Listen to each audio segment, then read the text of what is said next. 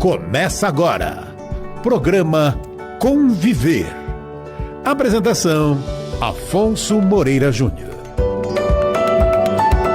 Boa tarde a você que nos acompanha pela Rede Boa Nova de Rádio, pela TV Mundo Maior, emissoras da Fundação Espírita André Luiz e também pelo nosso portal mundomaior.com.br. Seja bem-vindo ao programa Conviver, inteiramente dedicado ao diálogo interreligioso. O programa de hoje está sendo gravado, portanto nós não temos as interferências, nós não temos a participação direta dos ouvintes, telespectadores, dos internautas, mas por intermédio do nosso e-mail afonsomoreirajunior@gmail.com, nós temos recebido sugestões, críticas, comentários, inclusive o convidado, o entrevistado da tarde de hoje, ele foi solicitado por muitos companheiros que acompanham o nosso programa, que inclusive mandaram perguntas e insistiram para que ele estivesse aqui novamente no programa Conviver. Nosso convidado de hoje é o reverendo Cristiano Valério, que é coordenador da Igreja da Comunidade Metropolitana. Boa tarde, reverendo. Boa tarde, Afonso. Boa tarde a todas as pessoas que acompanham aí a TV Mundo Maior e a todos aqueles e aquelas que trabalham e que dedicam seu tempo e talento aí na Fundação André Luiz. Bom, o reverendo Cristiano Valério já é nosso conhecido, já esteve aqui conosco, como eu disse, foi solicitado a retornar ao programa. E ele está aqui, agradeço desde já, ele tem encontrado na agenda dele, que é tão cheia de compromissos religiosos e de ordem pessoal, para estar conosco nessa gravação. O reverendo Cristiano Valério tem 46 anos, é casado há 18 anos. Ele nasceu em Cruzeiro, interior do estado de São Paulo. Reside na capital, em São Paulo, há 20 anos. É teólogo progressista, ativista dos direitos humanos, LGBT, movimento ecumênico e interreligioso.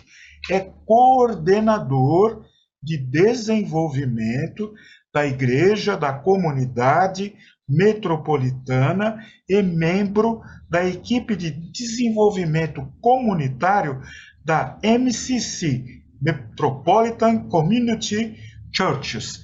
Reverendo, as perguntas estão aqui na minha mão, estão esquentando aqui na minha mão, é batata quente.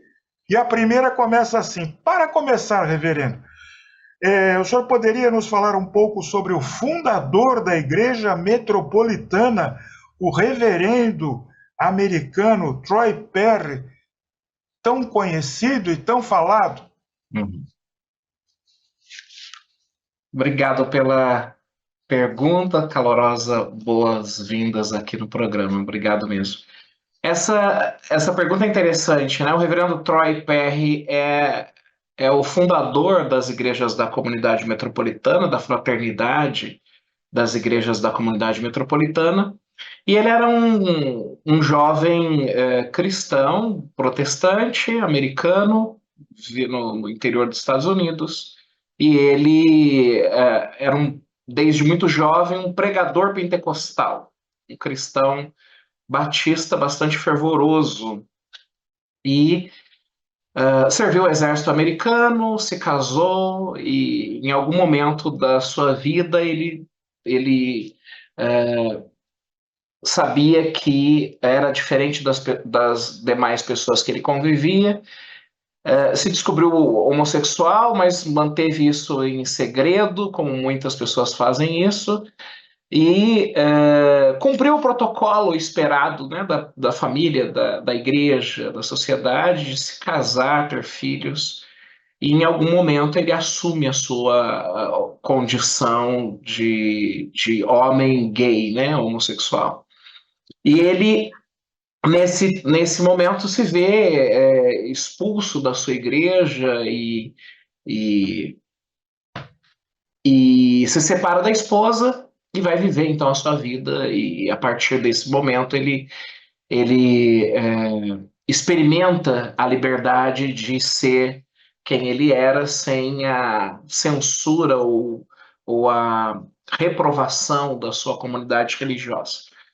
O tempo faz com que o Troy perceba que ele, na verdade, estava tentando negligenciar uma dimensão fundamental da existência, que é a espiritualidade, né? E que ele precisava exercer isso. E numa crise que ele teve, num momento de bastante difícil para ele, numa desilusão amorosa, ele tem uma tentativa de suicídio.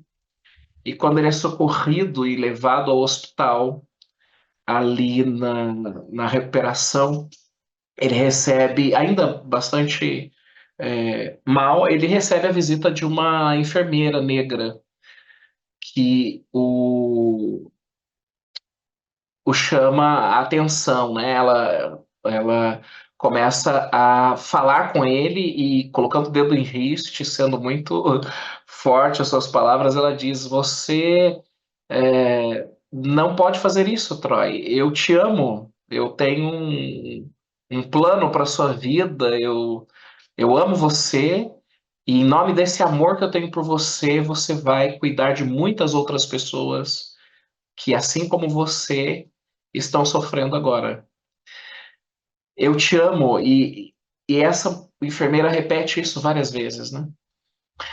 Passado esse episódio, o Troy procura por essa enfermeira, ele vai questionar os médicos e tal. E ele é informado de que naquele hospital não havia nenhuma enfermeira negra, né?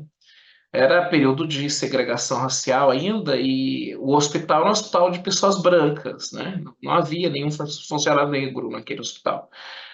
Ele lê esse episódio como uma intervenção espiritual, Deus falando com ele através daquela enfermeira. E ele faz, então, da sua vida, ele começa a dedicar a sua vida a essa experiência, né? De reconhecer-se como objeto do amor divino e como uma pessoa amada por Deus. E aí ele organiza um grupo de oração despretensioso para reunir pessoas que não eram bem-vindas nas igrejas tradicionais daquele tempo. E esse grupo de oração, então, é o início do que hoje conhecemos como fraternidade das igrejas da comunidade metropolitana. Reverendo, a homossexualidade existe até no mundo animal. Por que certas religiões, certos religiosos, fazem tanta objeção à homoafetividade humana, na sua opinião? A homossexualidade é muito presente nas mais diversas espécies animais, né? A homofobia numa só, que é na espécie humana, né? Essa violência contra pessoas homossexuais é só na nossa espécie. É importante pensar que a aversão, a violência contra pessoas homossexuais, ela nasce a partir de algo anterior a isso, né? Que é o machismo. É no machismo que nasce essa violência ou essa rejeição aberta a pessoas homossexuais. As pessoas, elas têm aversão ao feminino, aversão à figura da mulher, e por considerar isso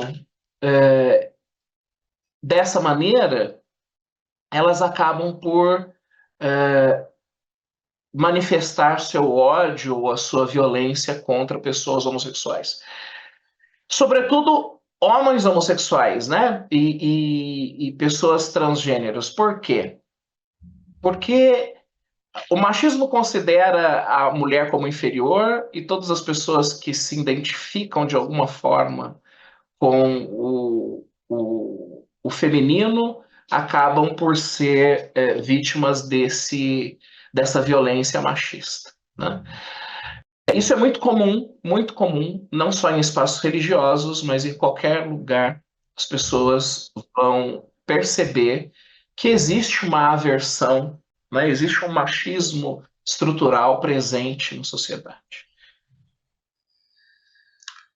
Reverendo, o que representa, ou melhor dizendo, eu estou recebendo a pergunta e pensando aqui junto com os perguntadores, qual o impacto ou o que representa no cristianismo, sobretudo no catolicismo, o acolhimento do Papa Francisco à comunidade LGBT?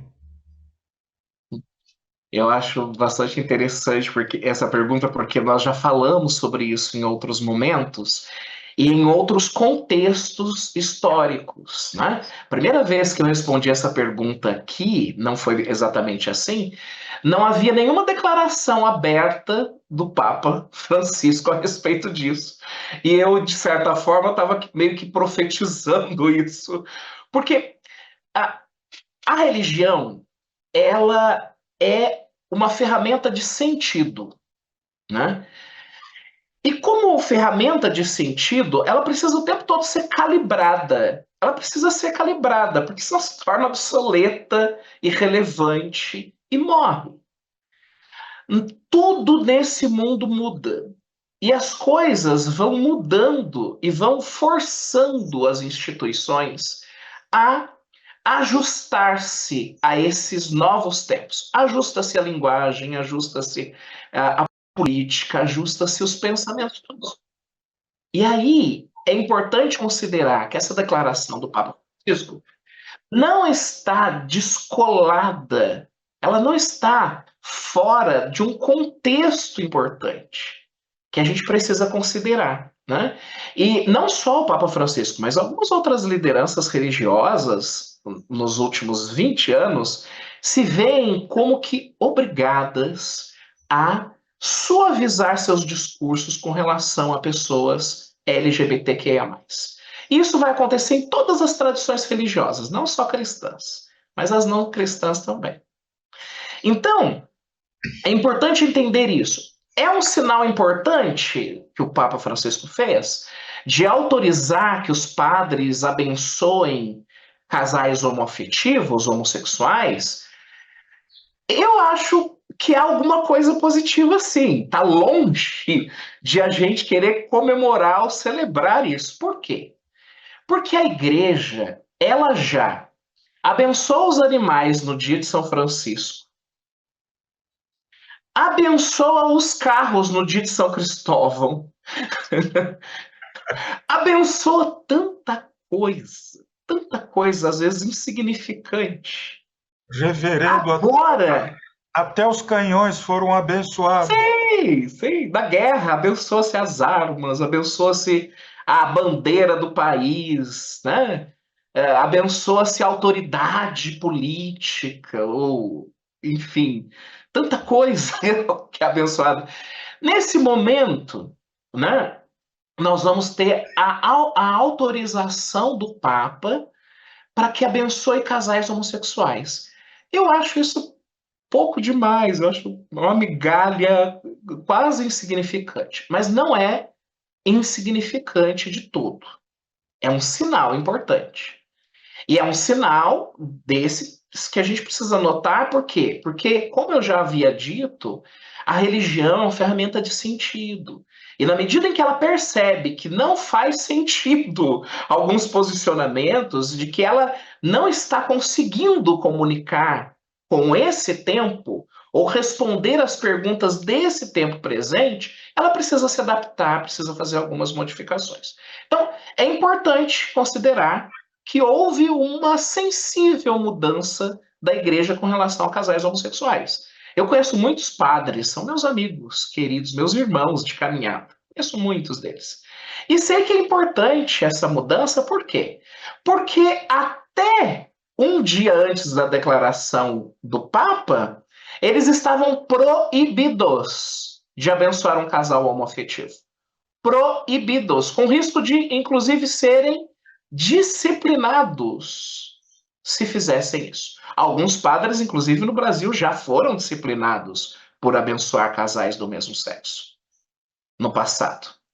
Então, antes eles eram proibidos, agora eles têm alguma autorização, desde que observado várias questões restritivas, de abençoar um casal homoafetivo. É uma mudança positiva? É, mas é uma migalha. Infelizmente, ainda é uma migalha. Mas caminhamos, né? Qualquer movimento na luta é sempre mais e não menos. Reverendo, sem dúvida, essas migalhas, como o senhor coloca, elas são o fruto de todo esse esforço que é feito, inclusive por religiosos como o senhor. Eu acho que esse trabalho que está sendo feito está dando frutos. Sim, isso sem dúvida, sem dúvida. Mas é importante a gente reconhecer, como você mesmo disse agora, de onde é que vem esse trabalho, essa mudança. Por quê? Porque lideranças religiosas não mudam. Não mudam. Elas reagem a mudanças. Então, existe um pensamento religioso de que Deus fala com os líderes religiosos e eles mudam o mundo. Não, não é verdade. A verdade é que Deus fala com o mundo em toda a sua diversidade, em toda a sua complexidade. Deus inspira todas as pessoas do mundo.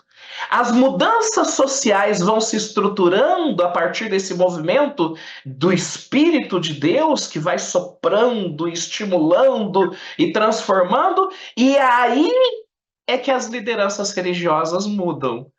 É o mundo que transforma a igreja, e não a igreja que transforma o mundo. Reverendo, como o comportamento dos religiosos héteros em relação ao acolhimento da igreja, ainda nessa questão importante, qual foi, assim, a reação, digamos, desses religiosos héteros, o comportamento deles, em relação, por exemplo, ao que está acontecendo, e principalmente em relação à sua igreja, ao seu trabalho pessoal, da sua comunidade? Qual é a reação dessa comunidade hétero? Como esse trabalho tem sido entendido, recebido, assimilado? Bom, existem diversas reações, né, diversas manifestações. Eu gosto de lembrar que a psicanálise foi trazendo algumas contribuições interessantes para a gente, quando a gente vai olhar para o comportamento humano, né? Então, quando alguém diz alguma coisa, ela está dizendo mais dela mesma do que ela está observando. Então, é importante considerar que as pessoas que são pessoas tranquilas com a sua sexualidade, que estão em paz com a dimensão da sua sexualidade e espiritualidade, ou que estão em paz consigo mesmas, que estão pacificadas nessa questão da sua orientação sexual, da sua identidade de gênero e tal, quase sempre essas pessoas não estão incomodadas com o desejo do outro, com o pensamento do outro com relação à sexualidade, ou com a manifestação do desejo, do amor, do afeto do outro. Essas pessoas estão muito bem, estão em paz. Agora, às vezes, nós temos algumas manifestações bastante pesadas e insistentes de violência contra a manifestação de pessoas LGBTQIA+. Então, algumas lideranças religiosas, inclusive, elas insistem nisso, insistem, inclusive, em repetir palavras bastante duras e desamorosas, violentas a pessoas LGBTs, como pessoas da nossa comunidade, pessoas da ICM, por exemplo, né? Então, isso denuncia um pouco de dificuldade pessoal em lidar com o tema, né? Eu retomo isso, né? Quando alguém diz alguma coisa, ela está falando mais dela mesma, né? Então, quando eu vejo alguém muito bravo, muito irritado, Mas vocês são cristãos, vocês são religiosos e abertamente LGBTs, né? Se a pessoa tem curiosidade, eu tomo tempo para responder, explicar e falar um pouco a respeito. Se ela está muito raivosa e repete isso excessivamente, eu começo a perguntar: você está bem? Você precisa de ajuda? Quer oração? Podemos orar por você e podemos te acompanhar nesse momento de crise. Porque não faz sentido. Qual é o problema para você se o seu vizinho, se o seu amigo, se o seu professor é uma pessoa homossexual? Se o seu padre, se o seu pastor, se o seu líder na comunidade é homossexual ou não, né? Reverendo, nós aprendemos no Espiritismo com Jesus Cristo, que é o nosso modelo e guia, segundo a questão 625 do Livro dos Espíritos, a amar a Deus sobre todas as coisas e ao nosso próximo como a si mesmo. Tão fácil, mas infelizmente fora da compreensão da humanidade. Nós estamos conversando com muita satisfação, muito à vontade, com o reverendo Cristiano Valério, que é coordenador da Igreja da Comunidade Metropolitana. E eu pergunto a ele, como a sua igreja, reverendo, lida com aquelas interpretações bíblicas que possam impactar negativamente a inclusão de pessoas LGBT na religiosidade, e de que forma essa reconciliação é encontrada, se é encontrada? Maravilha. Uma pergunta bastante recorrente, né? Por parte das pessoas cristãs. Nós lidamos como lidamos com todas as outras questões relativas às escrituras, à Bíblia, né? Nós temos no cristianismo uma diversidade gigantesca de tradições religiosas, de pensamentos diferentes sobre o mesmo livro, né? Você tem uma diversidade de posicionamentos doutrinários, de pensamentos religiosos, e toda essa diversidade de pensamento tem como base as escrituras sagradas, que é a Bíblia.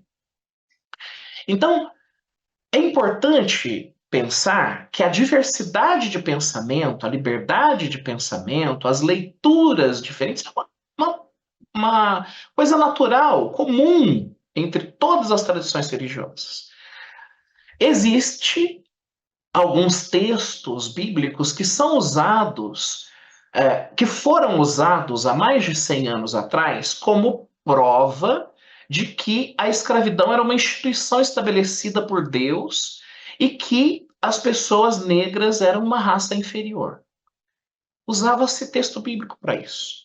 Os nossos irmãos batistas do Sul, por exemplo, dos Estados Unidos, quando a escravidão foi proibida lá, eles decidiram que tinham que sair dos Estados Unidos e vir para o Brasil, porque no Brasil ainda existia escravidão, infelizmente, e eles vieram se refugiar aqui. Por quê? Porque aqui eles podiam obedecer à Bíblia conforme eles costumavam fazer.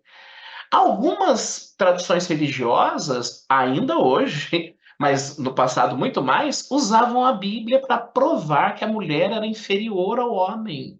E que, portanto, a mulher não deveria ocupar espaços de poder dentro das instituições religiosas e que ela deveria se contentar em cuidar dos filhos e dos afazeres da casa e pronto, negando à mulher direitos civis e liberdades, né?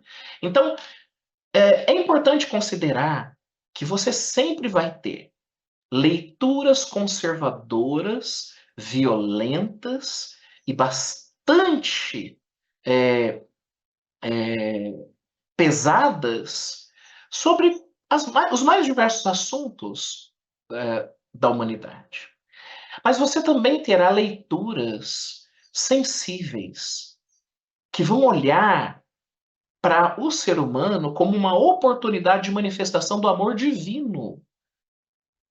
E isso acontecia nos tempos de Jesus. Os religiosos estavam de um lado da história, o lado do legalismo, de olhar para o texto como um texto restritivo, punitivo.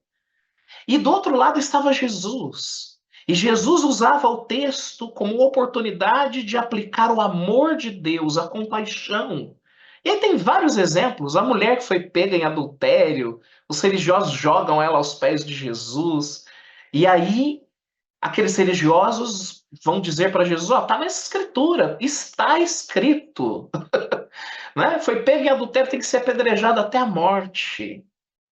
E Jesus escrevendo no chão, calmamente levanta-se e olha para aquela multidão e diz: olha, quem não tiver nenhum pecado, julgue, atire a primeira pedra. Um a um, aqueles religiosos foram largando as pedras e indo embora. Então, como é que nós usamos as escrituras? Para levar vida? Para manifestar o amor e a compaixão? Ou usamos as escrituras como uma desculpa para manifestar nosso ódio e o nosso preconceito? É isso. Existe um texto bíblico que Jesus fala sobre oração, mas eu acho que cabe bem aqui também. Ele vai dizer: buscai e achareis. Batei e abrir-se-vos-á. Todo aquele que busca, encontra. Todo aquele que pede, recebe. Eu acho que Jesus estava consciente de que o mais importante não é o que a gente lê, mas é o que a gente está buscando na leitura. O mais importante não é o que está ali, simplesmente, mas é o que eu busco. Se eu buscar o ódio, motivos para odiar, eu vou encontrar. Se eu buscar motivos para amar, eu vou encontrar. Se eu buscar armas, eu vou encontrar. Se eu buscar no texto oportunidade de manifestar amor e de multiplicar amor, eu vou encontrar. Mais importante de tudo não é o que está ali, mas é o que você está buscando ali. E quase sempre as pessoas estão buscando desculpas para fundamentar os seus preconceitos. Uma maneira de dar fundamento às suas ideologias religiosas, violentas e preconceituosas. Reverendo, ainda na questão da Bíblia, tem outra questão aqui que diz assim: a Igreja Metropolitana usa como referência litúrgica, a Bíblia ou possui algum outro tipo de literatura específico religiosa? A gente usa a Bíblia. Como cristãos, a gente usa a Bíblia. E aí a gente usa a Bíblia e as notícias do dia. Por quê? Porque são as duas referências fundamentais. Porque se eu olhar só para o texto bíblico, eu vou me tornar um religioso legalista, fundamentalista e violento. Né? Se eu olhar para a vida e olhar para as notícias do dia e, quem sabe, calibrar a minha visão, a minha leitura, eu vou me tornar uma pessoa um pouco melhor, um leitor um pouco melhor das coisas, né? Porque, retomando o que havíamos dito, não é simplesmente o que está escrito. E Jesus fazia muito bem isso, né? O diabo, o personagem do diabo lá na tentação de Cristo é bem interessante, que ele vai dizer: faça isso porque está escrito e tal. E Jesus retrucava ele, né? Em várias ocasiões o evangelho vai dizer o seguinte: Jesus dizendo para os discípulos: vocês ouviram que está escrito, eu porém vos digo. Eu porém vos digo. Então, para mim, mais importante do que o que está escrito é o eu porém vos digo. É a atualização desse princípio do amor incondicional nesse tempo, no tempo presente. Então é fundamental que a gente, mais do que o está escrito, possa ler o eu, porém, vos digo. Bem colocado, é a pedagogia da situação. Reverendo, como é que a igreja da comunidade metropolitana responde? Certamente devem haver muitas críticas externas, críticas de fora, relacionadas à sua abordagem de inclusão sexual e de gênero. Qual que é qual que é a reação da igreja de forma, assim, digamos, como um todo? Há um porta-voz que assume esse papel de defender a igreja, os seus princípios? Porque acredito que as críticas sejam muitas e até muito ácidas Sim, sim. e injustas, por que São, não dizer? sim, são injustas, às vezes violentas, muito ácidas. Mas elas têm uma intensidade menor hoje do que tinha um tempo atrás. No início das igrejas, do movimento das igrejas da comunidade metropolitana, 9 dos nossos primeiros templos construídos foram incendiados em incêndios criminosos, inclusive com morte de pessoas. Né? Em New Orleans, nos Estados Unidos, uma igreja completou 50 anos do acontecimento desse episódio. Uma das nossas igrejas foi incendiada e ela funcionava no andar superior. O incêndio começou embaixo e boa parte das pessoas ali morreram queimadas, inclusive o pastor da igreja. Algumas das nossas comunidades no início tiveram o vinho que era partilhado na cerimônia da Santa Ceia envenenado. Deus Né? Deus. Já aconteceram várias violências desse tipo. É, Isso acabou totalmente?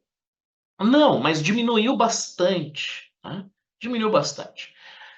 No início dos anos, início dos anos 70, uma pessoa que abertamente se assumia como uma pessoa homossexual, ainda que fosse uma pessoa religiosa, fosse um pastor, ela imediatamente era demitida do trabalho.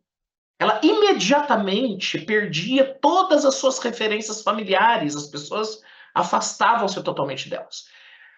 Cresceu a consciência de que discriminar uma pessoa por sua orientação sexual ou identidade de gênero é algo ruim, feio, é um pecado. Cresceu essa consciência.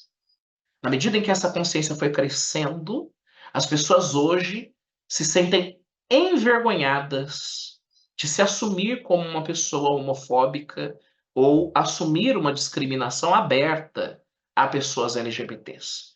Por isso nós vemos, às vezes, pessoas que são preconceituosas, que são homofóbicas, transfóbicas, mas que vão dizer que não, vão dizer, olha, ela não tem preconceito, mas, e aí ela vai manifestar o seu ódio. Sempre depois de uma vírgula e um mais. Então, como cresceu isso na sociedade, e aí eu retomo, o Espírito de Deus sopra nas pessoas, e a construção social é a manifestação desse sopro de mudança, de transformação espiritual, inclusive. Então, essa violência, esses ataques foram diminuindo. A maneira como nós respondemos, a gente responde trabalhando. Não dá tempo para parar e responder questionamento de quem não quer diálogo. As pessoas que não querem diálogo, a gente não tem tempo para isso. Agora, se alguém disser, olha, eu tenho algo que eu gostaria de entender, temos tempo para responder.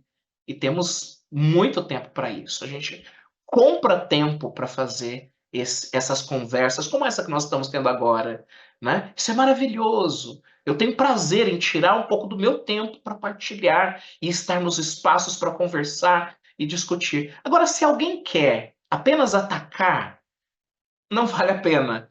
E nós não temos muito tempo para isso. Por quê? Porque existem pessoas que estão sofrendo, estão morrendo, angustiadas, tristes, porque lhes são negada existir, a existência. E é lindo ver essas pessoas de posse da sua existência, reconhecendo-se como sujeito na vida, como alguém que tenha o direito e a liberdade de amar e de expressar o seu amor a Deus e às pessoas de forma livre. Isso é muito mais bonito e precioso que simplesmente responder crítica de gente que quer apenas atacar. Sem querer pôr fogo aí no palheiro, eu já ouvi de muita gente que a sua igreja ela é subversiva. Eu não sou nunca dessa opinião, eu sou da opinião que a sua igreja é revolucionária. Eu considero a igreja da comunidade metropolitana, que o reverendo representa aqui, aqui nesse momento do programa Conviver, uma igreja revolucionária que vem para atualizar o contexto religioso, promover a inclusão religiosa, que é muito importante. Quanta gente aflita a igreja, a sua igreja não livrou do inferno, da ideia do inferno, porque a pessoa fica com a ideia do inferno, ela já está no inferno existencial, né? inferno. Esse tormento existencial que é o inferno real é isso, né? Essa angústia tremenda de não pertencer, de não existir, de não ser. Né? Meu Deus, e essa pressão por força de colocações caquéticas, assim, antiquadas, absurdas e ultrapassadas. Reverendo, conta um pouquinho, o tempo é curto, mas dá para o senhor contar um pouquinho. Como é que começou a sua igreja no Brasil, os primeiros passos? O senhor participou desse trabalho pioneiro? A igreja começa no Rio de Janeiro, né, por iniciativa de algumas pessoas que conheceram a ICM, a Metropolitan Community Church, nos Estados Unidos, e iniciaram um trabalho de implantação da igreja, isso a partir do Rio de Janeiro. Né? E aí nós temos várias pessoas que apoiaram isso. Paralelo à implantação da igreja, ou um pouquinho antes da implantação da igreja, houve pessoas que eram simpatizantes da ICM, que existia em outros países, mas ainda não no Brasil, como um pastor presbiteriano chamado Neemias Mariem, que foi um grande pai desse movimento, né, de acolhimento de pessoas homossexuais no Brasil.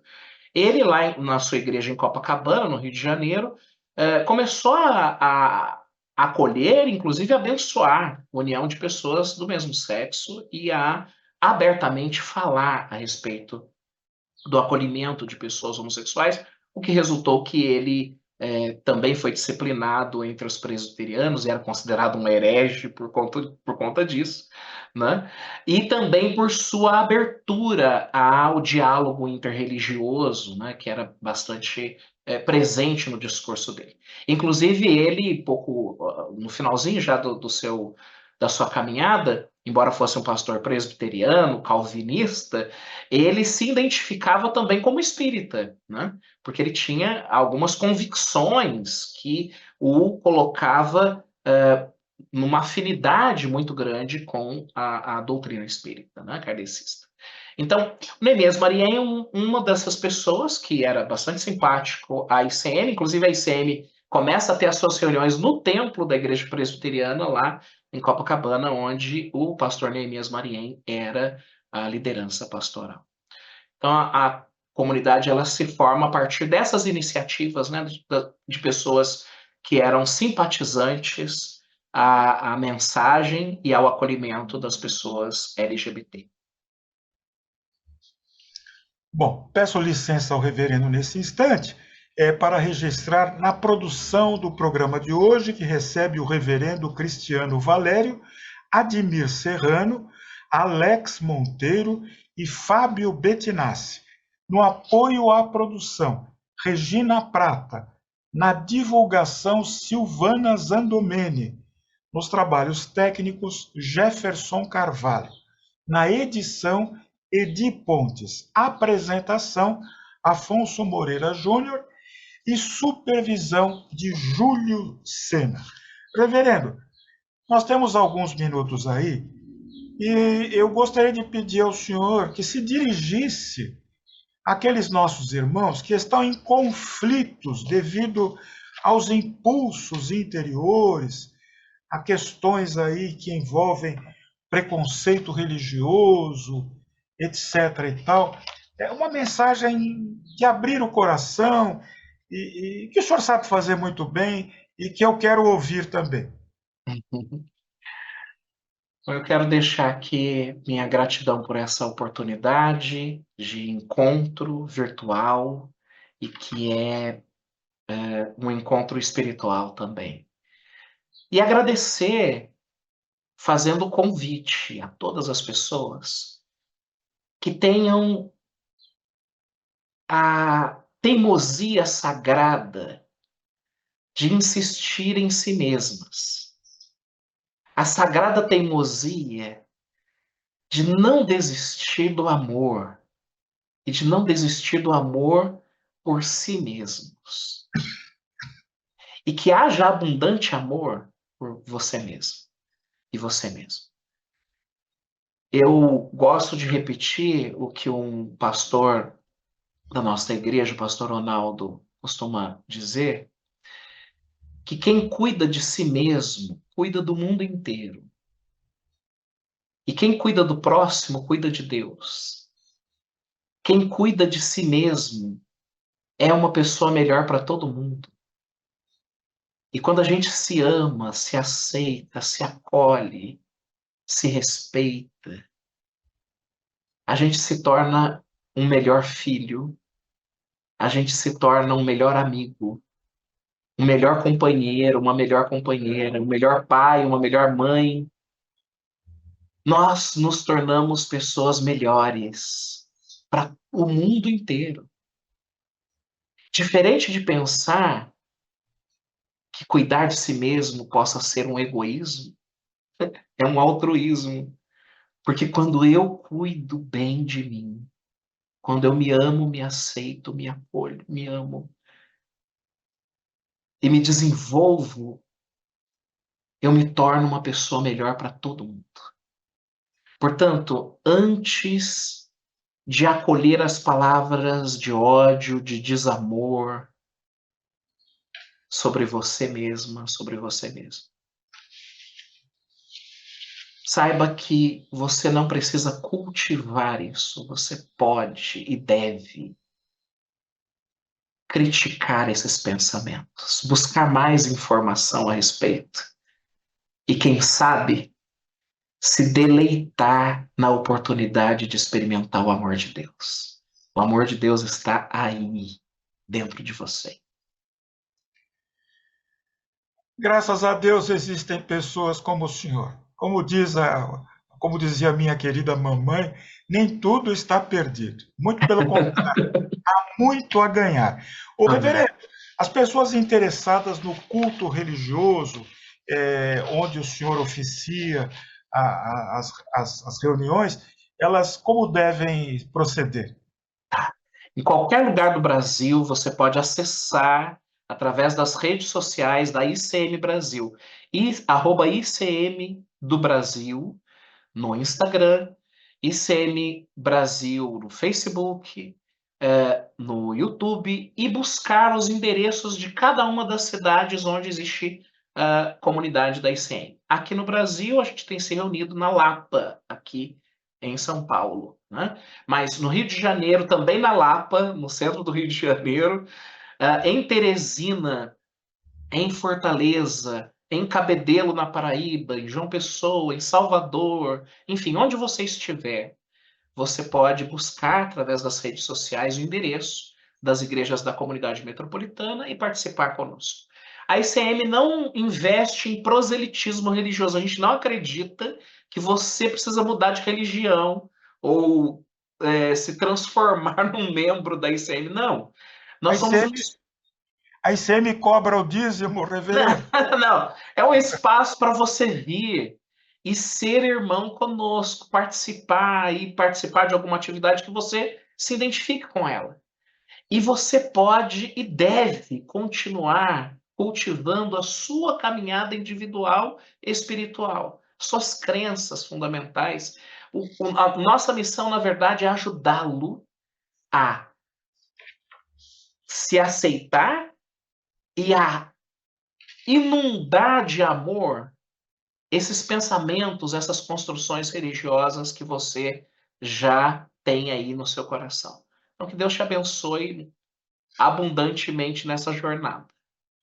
Nós agradecemos de coração ao reverendo Cristiano Valério, coordenador da Igreja da Comunidade Metropolitana, mas agradecemos a você também, que nos prestigia com a sua audiência, com os seus comentários, com as suas críticas, com as suas sugestões. Eu estou esperando pela sua mensagem no e-mail afonsomoreirajunior@gmail.com. Manda sua crítica, sua sugestão, quem você gostaria de ver aqui no programa, quais as perguntas que você gostaria de verem respondidas. Nós vamos nos empenhar para fazer o programa Conviver cada vez mais um instrumento da paz, do amor e do entendimento interreligioso. Eu sou paz, eu sou luz, eu sou saúde. Até a próxima semana, se Deus assim o permitir.